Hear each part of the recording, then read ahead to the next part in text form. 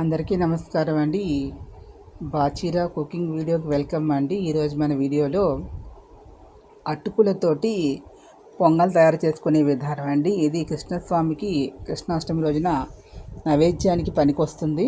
చాలా కృష్ణుడికి ప్రీతికరమైనటువంటిది అటుకులు కాబట్టి అటుకులతో తయారు చేసుకునే విధానం.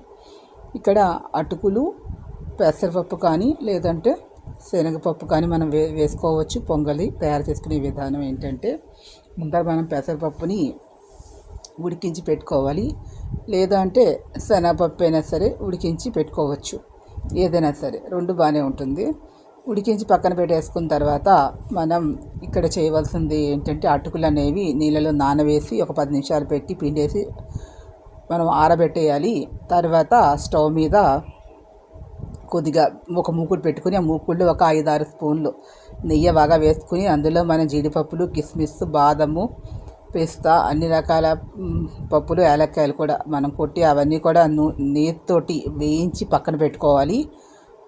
ఆ తర్వాత అదే దాన్ని నెయ్యి ఉండగానే అలా కొద్దిగా ఉండగానే అందులోనే మనం ఈ యొక్క ఉడికించుకున్నటువంటి శనగపప్పు కానీ లేదంటే పెసరపప్పు కానీ వేసి కొద్దిగా ఒక 5 నిమిషాలు అయిన తర్వాత అందులో బెల్లం కూడా వేసుకుని ఆ రెండు బాగా దగ్గర పడిన తర్వాత అప్పుడు మనం పాలు పోసుకుని ఆ పాలతో ఉడికిన తర్వాత చివరిగా అటుకులు వేసేసుకుని మనం దింపేసి వేయించుకున్నవన్నీ కూడా వేయించి పెట్టుకున్నవన్నీ కూడా అందులో వేసేసి బాగా కలిపేసి పైన ఒక 2-3 తులసి దళాలు వేసి కృష్ణ పరమాత్మ నివేదన చేసినట్లయితే చాలా బాగుంటుంది. ఇందులో ఇక్కడ తీసుకోవాల్సిన కొలతలు ఏంటంటే 2 కప్పుల అటుకులు తీసుకున్నట్లయితే 1 కప్పు శనగపప్పు, పెసరపప్పు కానీ 2 కప్పుల పాలు, 1 కప్పు నెయ్యి, 1 కప్పు బెల్లం తీసుకోండి.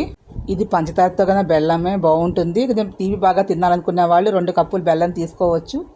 1 కప్పు బెల్లం కంపల్సరీ తీసుకోవాలి. ఇందులోనే కొద్దిగా తురిమినటువంటి కొబ్బరి, 1 అరకప్పు కొబ్బరి ఉంటే ఇష్టమైన వాళ్ళు వేసుకోండి, వేసుకోకపోయినా పర్వాలేదు. దింపే ముందర వేసుకోండి. ముందర వేసుకుంటే అది వాసనగా అనిపిస్తుంది, వేగిన వాసన. అందుకని ఒక 10 నిమిషాలు ముందర దింపితే చాలా రుచిగా ఉంటుంది. కొబ్బరి విషయంలో అయితే ఇంట్లో ఉన్నటువంటి కొట్టేసిన కొబ్బరికాయ పనికిరాదని సెపరేట్గా కృష్ణుడికి ఒక కొబ్బరికాయ కొట్టి ఆ కొబ్బరికాయ కూర వేయాలి.